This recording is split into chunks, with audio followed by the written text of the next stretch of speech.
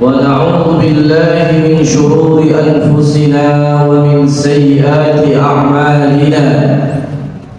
من يهده الله فلا مضل له ومن يضلل فلا هادي له.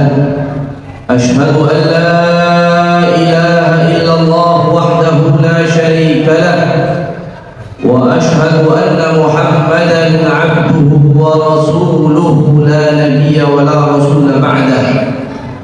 اللهم صل وسلم وبارك على سيدنا محمد وعلى آله وصحبه أجمعين. أما بعد فيا عباد الله، أوصيكم ونفسي بتقوى الله، فقد فاز المتقون. قال الله سبحانه وتعالى في محكم تنزيله وهو أصدق القائلين: يا أيها الذين آمنوا اتقوا الله حق تقاته ولا تموتن إلا وأنتم مسلمون. وقال أيضا: وما كان لمؤمن ولا مؤمنة إذا قضى الله ورسوله أمرا أن يكون لهم الخيرة من أمرهم ومن يعص الله ورسوله فقد ضل ضلالا مبينا. صدق الله العظيم وصدق رسوله النبي الحبيب الكريم، ونحن على ذلك من الشاهدين والشاكرين، والحمد لله رب العالمين. معاشر المسلمين وزمرة المؤمنين جامعة رحمكم الله، jamaah salat Jumat yang dimuliakan Allah Subhanahu wa taala. Tema khutbah kita hari ini adalah belajar dari keimanan Nabi Allah Ibrahim dan juga keluarga beliau. Belum lama, beberapa hari yang lalu, umat Islam telah merayakan hari raya Idul Adha, atau kita kenal dengan Idul Kurban atau Idul Hajj, karena pada saat yang sama kaum muslimin sedang melaksanakan ibadah haji. Di dalam Al-Quranul Karim, Allah Subhanahu wa ta'ala menjelaskan kepada kita bahwa Nabi Allah Ibrahim alaihissalam adalah merupakan contoh, merupakan tauladan bagi orang-orang yang mau mengikuti beliau. Disebutkan dalam surah Al-Mumtahanah ayat 4, Allah berfirman: "Qad kanat lakum uswatun hasanatun fi Ibrahim walladzina ma'ah." Sungguh telah ada untuk kalian uswatun hasanah, teladan yang baik, fi Ibrahim, di dalam diri Nabi Ibrahim, walladzina ma'ahu, dan orang-orang yang bersama Nabi Allah Ibrahim alaihissalam, yakni anaknya dan juga istri beliau alaihimussalam. Ma'asyiral hadirin, jamaah salat Jumat yang dimuliakan Allah Subhanahu wa taala, apa yang perlu, apa yang patut kita teladani dari Nabi Allah Ibrahim, dari Nabi Allah Ismail, dan juga dari Siti Hajar alaihimussalam? Pertama adalah ketundukannya dan ketaatannya beliau terhadap perintah-perintah Allah Subhanahu wa ta'ala. Bagaimana sering diceritakan ketaatan dan ketundukan Nabi Ibrahim, begitu juga Nabi Allah Ismail, begitu juga Sayyidatuna Hajar alaihimussalam kepada perintah Allah Subhanahu wa ta'ala. Pertama, ketika Nabi Allah Ismail alaihissalam lahir di Palestina, kemudian pada saat masih bayi, Allah Subhanahu wa ta'ala memerintahkan kepada Nabi Allah Ibrahim untuk pindah dari Palestina kepada Makkah yang dulu dikenal dengan Makkah, bahkan dulu gersang di tempat yang tandus, tanpa ada seorang pun, tidak ada kehidupan, tidak ada air, tidak ada orang. Nabi Allah Ismail dan Siti Hajar istrinya ditinggalkan oleh Nabi Allah Ibrahim karena memenuhi perintah Allah Subhanahu wa taala. Diceritakan dalam hadis Nabi Muhammad sallallahu alaihi wasallam yang diriwayatkan oleh Imam Al-Bukhari, Siti Hajar, istri Nabi Ibrahim, bertanya kepada Nabi Ibrahim, "Ya Ibrahim," setelah Nabi Ibrahim meninggalkan putranya Nabi Ismail dan istrinya di lembah yang tandus, kemudian Nabi Ibrahim pergi lagi karena perintah Allah. Istrinya bertanya, "Ya Ibrahim, aina tadhhab?" Wahai Ibrahim, wahai suamiku, mau kemana kamu? Wa tatrukuna fi hadzal wadi alladhi laysa bihi insun wala syai'. Kau tinggalkan kami di lembah yang kosong, di lembah yang tandus, tidak ada orang sama sekali, tidak ada sesuatu apapun. Pertanyaan ini diulang-ulang oleh Sayyidatuna Hajar alaihissalam kepada Nabi Allah Ibrahim, dan Nabi Ibrahim tidak menoleh, tidak menjawab. Kemudian pertanyaannya dirubah oleh Siti Hajar. Apa pertanyaannya? Allahu alladzi amaraka bihadza, apakah Allah yang memerintahkan engkau wahai Ibrahim akan hal ini? Ketika pertanyaan ini, maka kemudian Nabi Allah Ibrahim menjawab, "Na'am, ini adalah perintah Allah Subhanahu wa taala." Seorang istri yang taatnya luar biasa kepada Allah Subhanahu wa taala, yang tunduk totalitas kepada Allah Subhanahu wa taala, apa jawaban istrinya? "Idzan la yudayyi'una."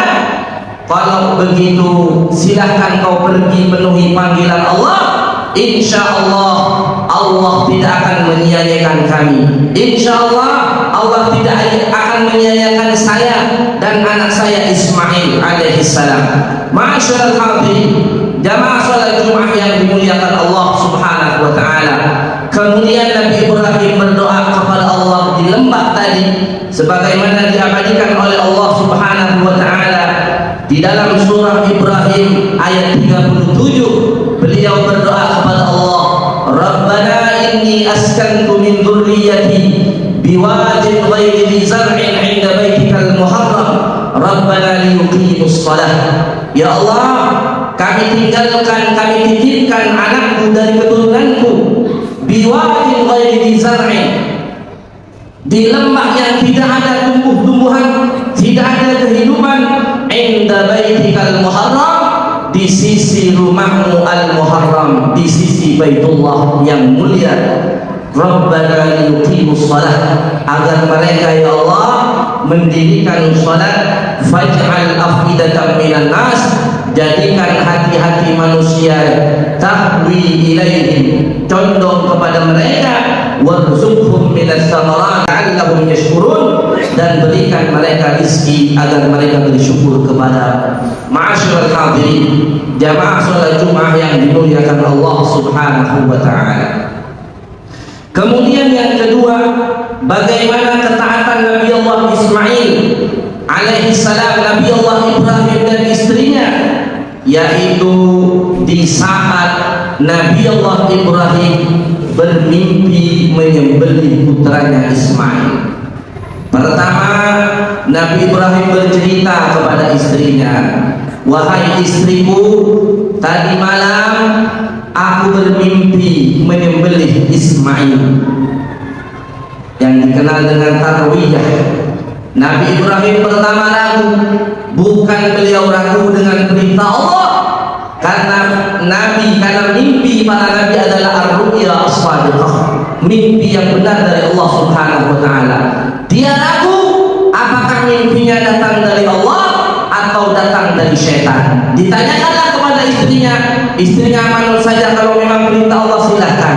Ternyata di malam yang kedua yang dikenal dengan malam Arafah atau hari Arafah, kemudian Nabi Ibrahim bermimpi lagi. Kemudian mimpinya tersebut diceritakan sebagaimana diabadikan oleh Allah di dalam surah As-Saffat ayat 102 sampai 107, bahwa kata Nabi Ibrahim, "Falamma balagha ma'ahu as-sa'ya qala ya bunayya inni ara fil manami anni adbahuka fanzur madza tara." Ketika Nabi Allah Ismail sudah mencapai usia belia, bisa diajak bicara, Kemudian Nabi Ibrahim bertanya kepada putranya, ya bunayya, wahai anakku sayang, ini arafil manam, aku telah bermimpi di dalam tidurku, anni albahuka, sesungguhnya aku menyembelih kamu, fanzur madza tara, bagaimana pendapatmu? Coba perhatikan jawaban Nabi Allah Ismail yang dididik oleh ibu yang salehah, ibu yang beriman kepada Allah, ibu yang taatnya totalitas kepada Allah Subhanahu wa taala. Ismail kecil menjawab apa? Ya abati fa'al ma tu'mar, satajiduni insyaallah minas sabirin. Wahai abah, silakan laksanakan apa yang diperintahkan oleh Allah.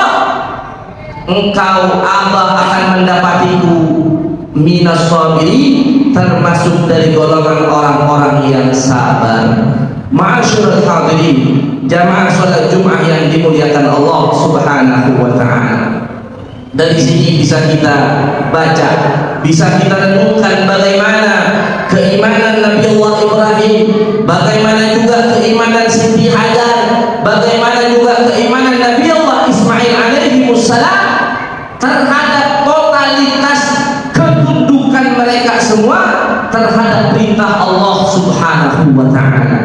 Kemudian bagaimana juga totalitas mereka terhadap perintah Allah ketika proses penyembelihan Nabi Allah Ismail mau dilaksanakan. Nabi Ismail sudah mau disembelih, ternyata godaannya masih ada. Datang iblis pertama menggoda Nabi Allah Ibrahim. Dilemparlah dengan batu kerikil yang dikenal dengan jamrah, atau orang kenal dengan lempar jumrah.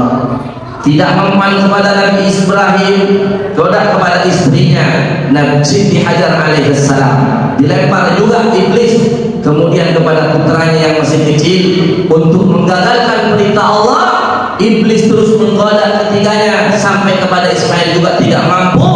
Akhirnya mereka iblis dilempar dengan jamrah yang kemudian sekarang menjadi rangkaian ibadah haji, yaitu melempar jamrah atau melempar kerikil batu kecil, dilemparkan 7 kali kepada iblis.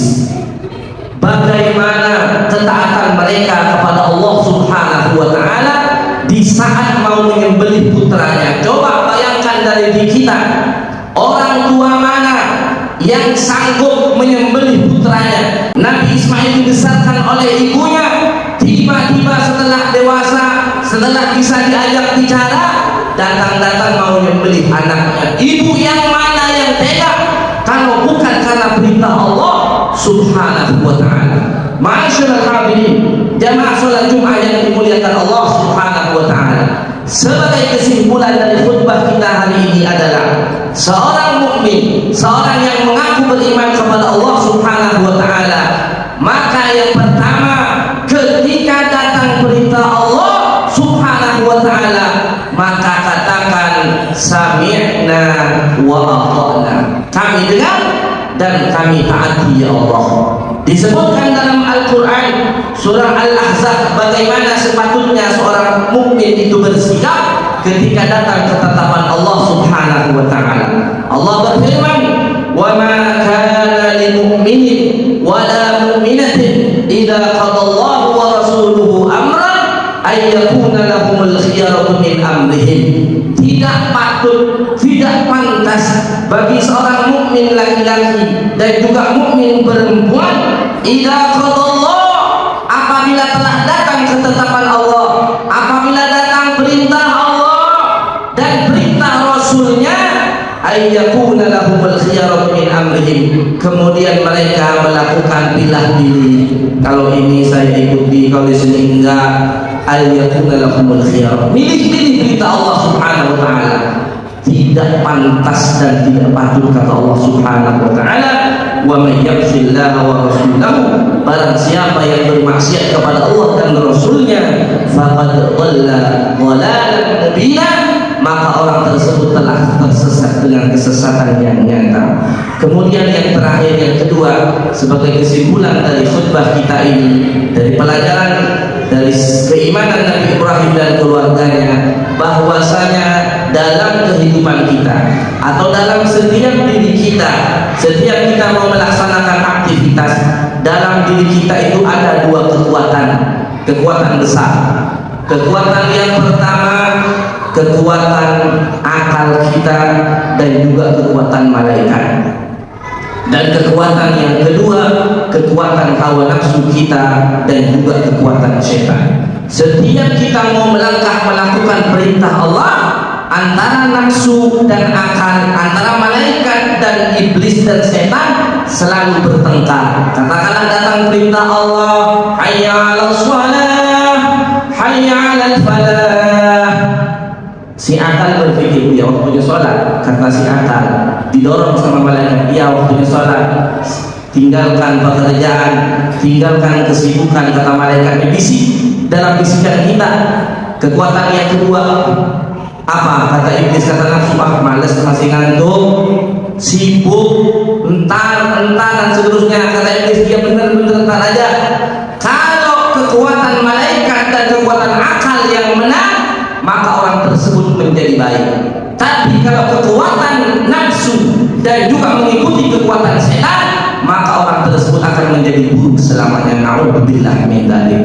Ma'asyiral hadirin, jamaah salat Jumat yang dimuliakan Allah, semoga khutbah yang sangat singkat ini bermanfaat buat diri kita semua dan bisa kita amalkan dalam kehidupan kita, dan semoga Allah Subhanahu wa taala jadikan kita hamba-hamba Allah yang beriman, yang patuh terhadap perintah Allah Subhanahu wa taala dan berusaha juga menjauhi segala larangan-larangan Allah Subhanahu wa taala.